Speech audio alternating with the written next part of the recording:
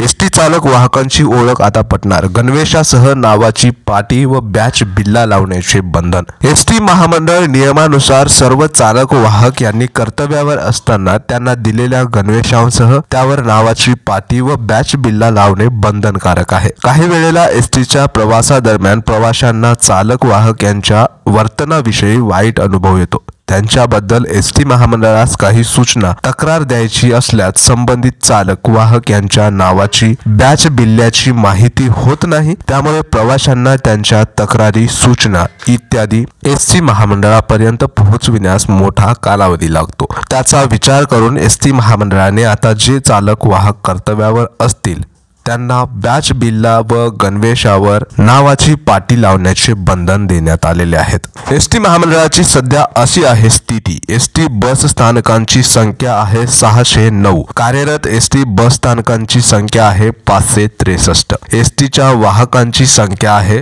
सुमारे 34,000, एसटीच्या चालकांची संख्या आहे सुमारे 31,000। दुसरी मोठी बातमी अशी की जळगाव एसटी पतसंस्थेत सदावर्तेंच्या पॅनलला खिंडार, पतसंस्थेच्या 17 संचालकांचा कर्मचारी सेनेत प्रवेश। एसटी कोऑपरेटिव्ह बँक व एसटी कर्मचारी पतपेढीत ॲडव्होकेट गुणरत्न सदावर्ते यांच्या एसटी कष्टकरी जनसंघाच्या पॅनलमधून निवडून आलेल्या 17 संचालकांनी सदावर्ते यांची साथ सोडत मुख्यमंत्री एकनाथ शिंदे यांच्या उपस्थितीत राष्ट्रीय कर्मचारी सेनेत प्रवेश केलाय। दुसरी एसटी महामंडळाच्या आमरण उपोषणाविषयी मोठी बातमी अशी की प्रत्येक आगारामध्ये उपोषणाला बसल्याशिवाय सरकार आपल्याला भीक घालणार नाही।